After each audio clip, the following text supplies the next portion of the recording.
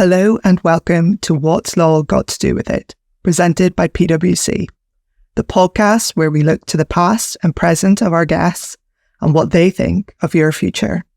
My name is Yana Ford, and I'm joined by my co-hosts and colleague Victoria O'Toole.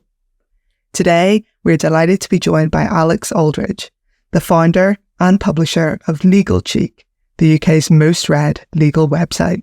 Can you tell us what attracted you to law at the very beginning? Yeah, so it's going back quite a while now, but yeah, so I originally did an English literature degree, and then I sort of worked abroad, travelled, and decided to do a law conversion course, like I think like a lot of arts graduates do, and so that was in York, at like the College of Law, which used to be in York, and then I did the bar course in London. And like many people tried to get a pupillage, and I did. And during this time, I had like lots of pupillage interviews, and I started writing. I got a column writing about the pupillage interviews for the Times, and their law section, and I really enjoyed that. I really enjoyed doing that. And that was when I was working as a paralegal, and I worked at a legal directory called James and Partners, which is still around, very popular. And I found that I really liked the atmosphere at kind of the sort of publishing sort of place, like Chambers and Partners. I felt really at home there. Whereas in the sort of corporate law firm environment, it just at that time in my life, it just wasn't for me. And in terms of the stuff at the bar, yeah, I mean, I suppose if I was going to do anything, if I was going to get a pupillage at the bar, I wasn't a kind of contender for like top commercial pupillages, that kind of thing. It was much more like kind of crime and the areas which was, like I found more interesting. And I mean, to be honest, I wasn't great at advocacy. It's probably a big problem.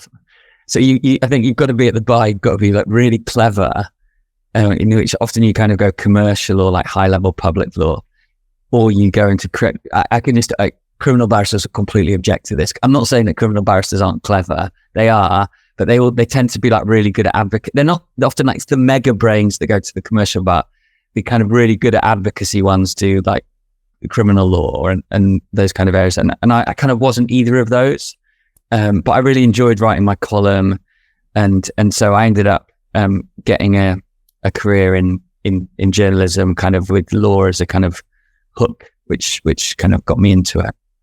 In this column, what made you, or well, I suppose throughout your entire writing career, what made you decide, okay, I want to go out on my own, when you create Legal Cheek? What was your thought process behind that? I was kind of, so I got doing my column, and then I got a paid gig with the Times doing these interviews, which was this series. Every week I'd like interview. It was called How to Become a Better Lawyer, and I'd interview a different lawyer every week. And I did that for about a year, and then I got offered a job by a trade publication called, it was now called Law.com. It was called Legal Week at the time, and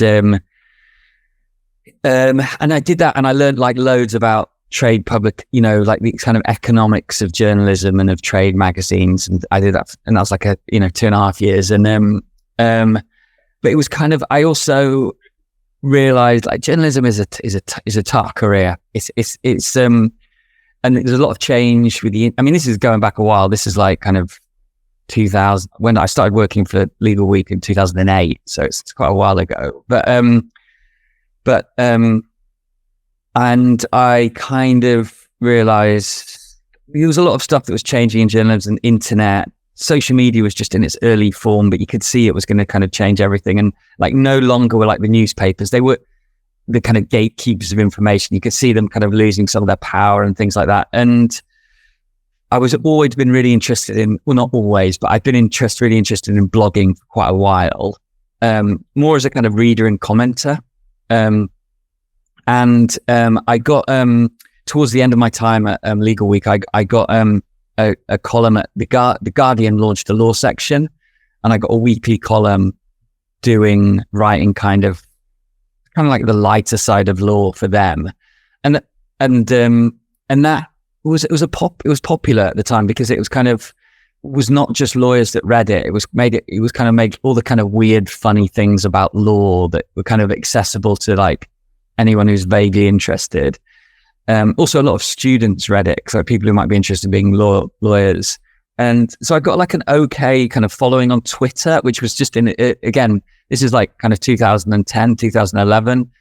And when Twitter was kind of the leading social network. And then I was just like, and I'd been interested in blogging for ages, and I was just like, I could kind of take control of this and have a blog that I put out rather than having to be like filing copy to an editor. The Guardian doesn't pay very well. So it wasn't, it was kind of quite a strong incentive to do it. And also actually I'd started this podcast, which I started in 2011 before I started Legal Cheek actually. And I kind of needed a place to host it. So I kind of just had like a lot of little things going on, and I wasn't particularly successful in any of them. I mean, I'd made some like good breakthroughs, but I wasn't like even though I'd got like a sort of had like regular gigs for the Times and the Guardian. I wasn't like on the staff as a journalist at a newspaper. I wasn't like, but I was enjoying it, and then I was kind of enjoying social media, and I was all these things, and so I was just kept experimenting with little things. When it came to first setting up Legal Cheek in 2011, you said that you operated out of your own apartment. How was that, and how does that, looking back in retrospect to where Legal Cheek is now, what moments at the very beginning did you think, oh, I'm onto something here, I've got the first nuggets of something that would explode in the future? It's like, in terms of how I phrase, it's sort of not that different now to when it is then in some ways, because I'm working at home today and I was working at home then.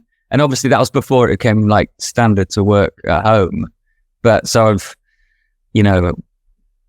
so in some ways that wasn't really that different. I've always quite liked working at home. And like now we do have like an office and things, but I do work home a lot of the time. And our team is around the country, so a lot of people are sort of remote first. In terms of realizing that I was onto something, it's one of those things. It's like a gradual thing. It's not like an overnight thing. You get moments and you think, oh, that's really good, and then other moments are like, that's really bad. And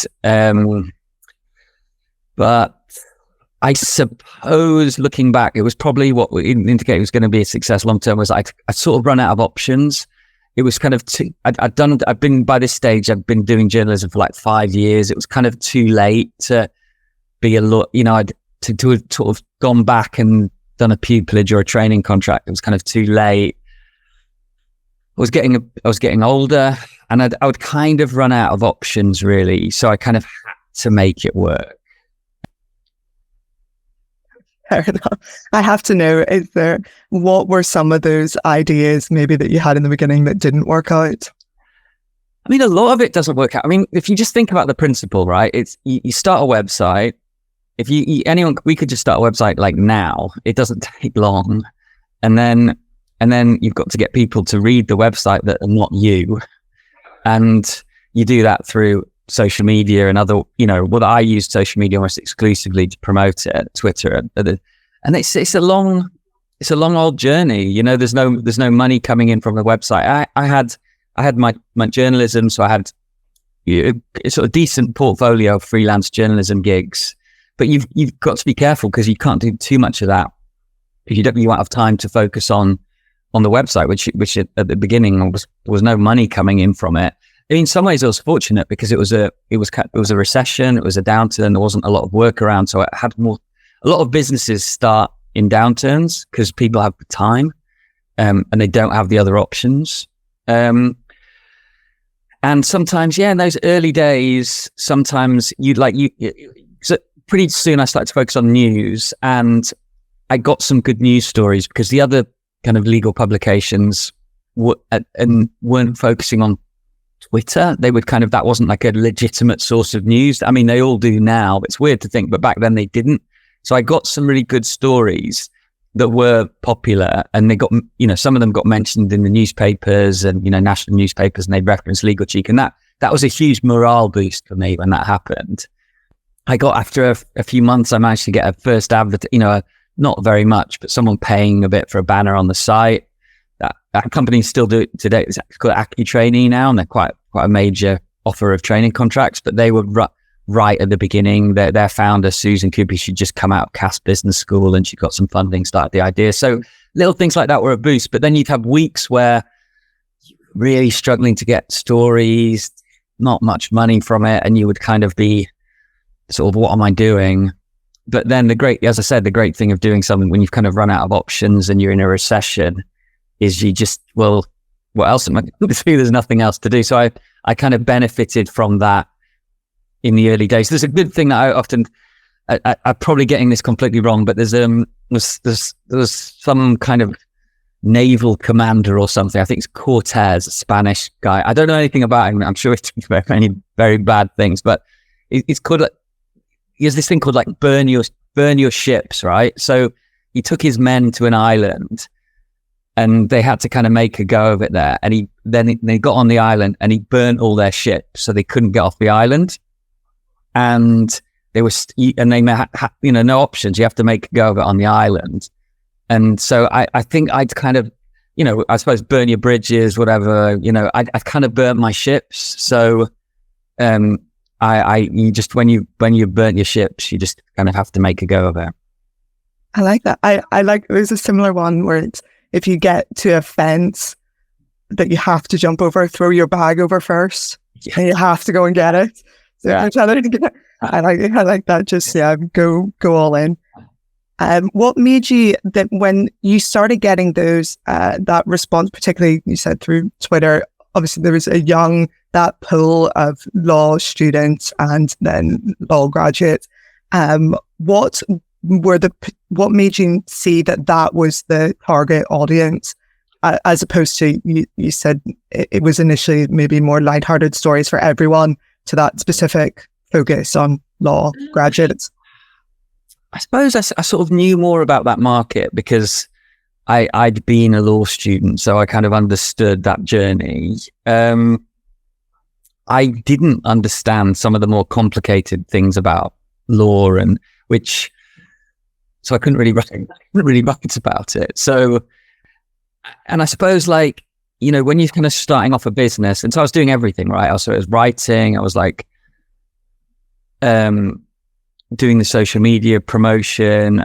I wasn't designing the website, but I was working with a designer and kind of hands-on involved with that. And so, like, trying to get it off the ground commercially. And so I didn't have I had to just write about something that I knew and I was comfortable with. I didn't have the time to try and like try and push to write stuff I didn't know. I suppose also commercially, I kind of started to realize like lots of things came together as well. Like, so it's not like Twitter is now the main social media for students, but at the time it was new and its audience kind of skewed younger. And then pretty soon we got going on Facebook, which was quite powerful with the young audience, like right up and through until about kind of 2016, before kind of Instagram, the rise of Instagram, you know, and TikTok and everything. So, you know, it's like a number of kind of factors kind of played into that. And then commercially, you start to realize, oh, that's a good place to be commercially because all the kind of graduate recruitment industry around it. So, but it was kind of trial and error. It wasn't immediate. Great. Yeah. You mentioned then about the careers aspect. The career side of Legal Cheek is very famous and very well used. How have you seen changes in what law students are looking for when they come to Legal Cheek and look at the career section? What is it? What advice are they looking for more and more? And how has that maybe changed from the very beginning? I suppose that probably in the early days, they weren't really coming to us for that careers advice. It was more just kind of bits of unusual news. The really popular part of the site is our firm profiles, right? So we've got like basically 100 profiles of leading law firms, and they're like most popular part of the website, and they're like really, we're actually working on updating them at the moment. The editorial team's updating them on their own. Now they started when it was like 2015, and I'd managed to get enough money to like hire some who is now our editor, Tom, and John, and he worked with Jonathan a few days a week, who's now the editor of the Times law section. And John, and so I was just like, so I could say I'd been writing news nonstop the whole time. And when you're writing news, you've got not a lot of time to do other stuff because it's so all consuming. So I just they sat in one room in my flat in the lounge. It was like a 1-bedroom flat, and I sat in the kitchen and writing these profiles, and that's they're the basis of. I mean, the first round of them wasn't that great at all, and there weren't actually that many of them. But we found lots of really interesting stuff. Like there were these videos on YouTube, for example, of, I won't say which firm it was, but it was a Magic Circle firm, and someone had uploaded a video of their office in 1983, I think it was, and they were like smoking in the office. Some of the behavior in the video was quite shocking for a kind of modern audience, and like and there was all this sort of stuff around about these firms that you could make these really interesting profiles of to kind of give an insight into where they came from, blah blah blah.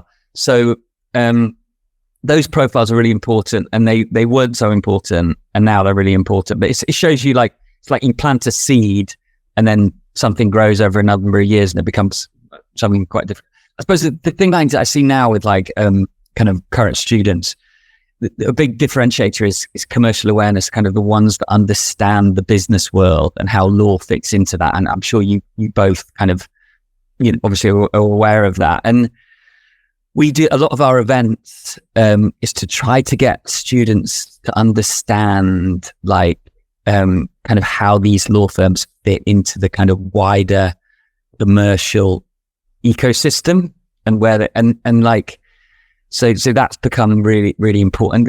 Often you just get students that they can just start to think differently about that. They suddenly unlocks a whole load of stuff, and they're like, oh, that's actually really interesting, and they start to kind of follow the business world almost like they would follow like Love Island, for example, because they understand the characters, and it all suddenly makes sense. So I suppose that the combination of the profiles and the events, most of them are virtual events now, which kind of fit together. Yeah, no, I'd love to talk to you about the virtual events, because we've seen your 2022 virtual fair had 5,000 students at 90 law firms.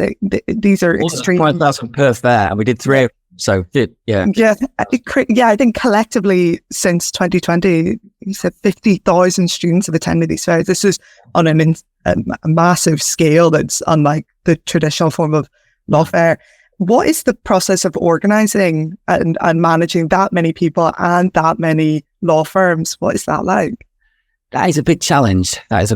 We've got a really good team of event coordinators. So it's a team of sort of 5 or 6, and most of them are future trainees, or they're kind of applying for training contracts, and they get training contracts whilst they're at Legal Cheek, and they are amazingly well organised, and they kind of able to. I mean, we've got some structures that we've put in place since we launched the fairs in 2020.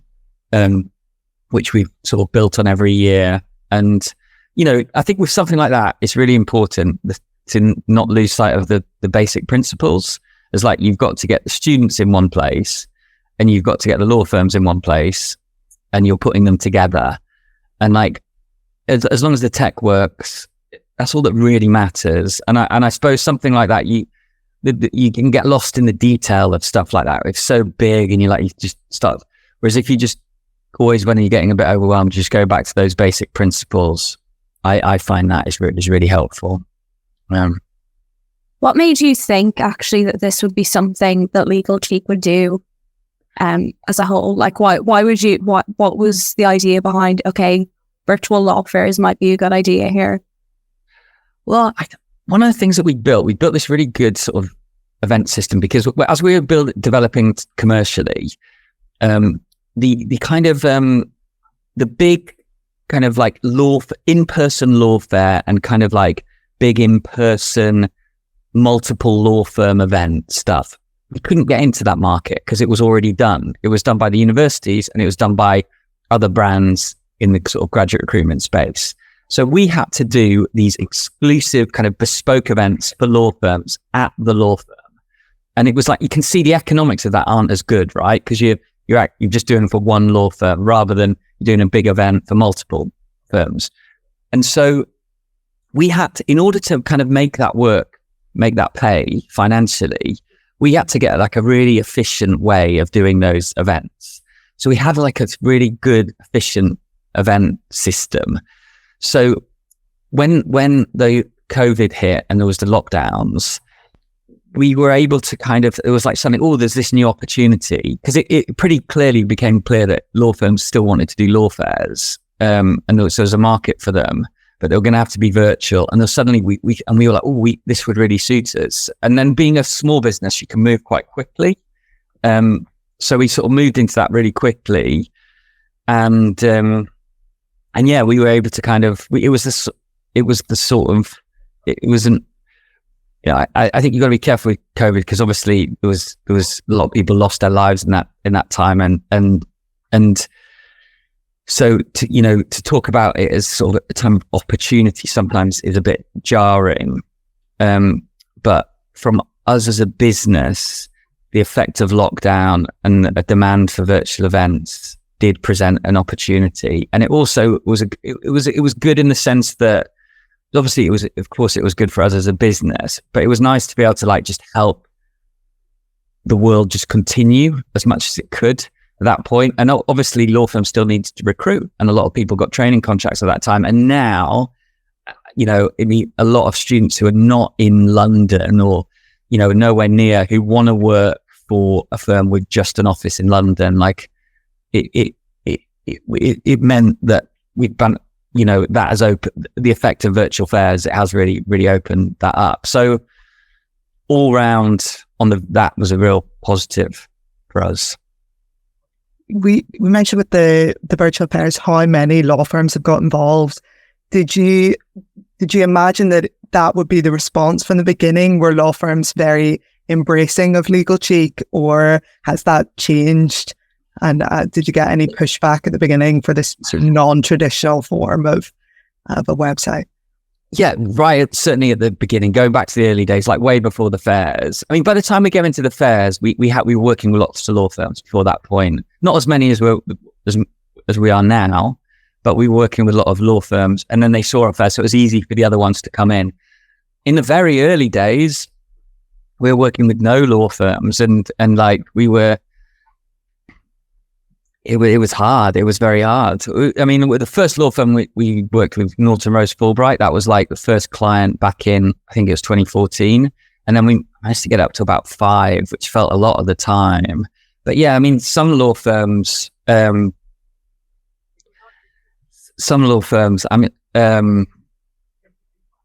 like we definitely didn't have good relationships with, I think because the content was, I suppose, when you're trying to get known, that's the thing about, I was saying, just you start a website and no one goes to it. And you've got to get people to hear about it. When you're trying to get people to hear about you, you have to push it a bit more. You have to take some risks, because otherwise they're just not going to hear about you. And so I think certainly we're talking like 2011 to kind of 2014, 2015. We had to take some risks, and I think that understandably at that point in time, law firms, they'd have thought, I'm not sure about this. But then pretty soon, you've got the other side of the coin here is law firms, they operate in a very competitive market for graduate recruitment, particularly the big, think how much demand there is and they're always looking, and they've got marketing and graduate recruitment teams they're very good people that work for them, and they're very competitive, and they're always trying to get an edge on the others. So they're prepared, they are themselves prepared to if they think, oh, look, this might be a new route into students, pretty soon it became clear that we were the kind of route, were the one who kind of tapped into social media to reach prospective lawyers. So a lot of the kind of forward thinking ones are thinking, well, yeah, going to try this because it might give us an edge. So there was perhaps more willingness to kind of get involved than you might expect, actually. From the flip side, we were saying about how law firms are seeing that, how to get an edge when it comes to recruiting students. How can students get an edge when it comes to being recruited by a law firm? I do think having, this kind of commercial awareness, like understand, like be interested in the business world in which the law firms operate. And once it's really obvious when someone kind of is interested in that, because they kind of speak about it with a bit of passion, and they see, I think that's such an important factor. I think the other thing is kind of playing the graduate recruitment game, like going to event, just making contact with the firm, speaking to them, figuring out how they're different, just being aware of the times of the applications and things and that kind of thing. Sometimes I think students, they can think, kind of maybe almost above that. I don't need to do that and that, but no, they're not. You've got to kind of get the basics right and follow that cycle and play the game. Have you seen a change in trend from when Legal Cheek started in terms of, I suppose, what was shaping the future of the legal profession then, and how new lawyers have sort of started focusing on different things now? I mean, the conversation around technology has shifted. I suppose it's gone from being something, now it's all like kind of legal tech, and like that's like a kind of thing that attracts students. Back in like 2007, 2008, when I was kind of starting out, it was they called it like e-discovery. And it was, I mean, that term still exists, but it was not, it was IT rather than tech. And so I think people have become a lot more tech. I mean, it's not just law, it's across society. Tech is now a exciting kind of sexy area that draws people in, whereas before it was considered kind of nerdy in some ways. And that has been a notable shift. I think that's probably the one that I would say that stands out. I suppose the other one is the divergence between the money. So top corporate law firms are paying so much money, and it used to be, I mean, this is going back a while, but you'd kind of go in as a corporate lawyer. I mean, this really is going back a while. I'm doing this legal history podcast at the moment with a former partner, Alan and Overy, in these sort of, he trained in, he started his training contract in 1978. So but even if you go back to say like 2000, which, okay, it's 20 years ago, but the starting salary of like a corporate lawyer at Magic Circle firm was kind of similar to like a doctor or whereas now they're completely so far apart, and it's the money sort of side of it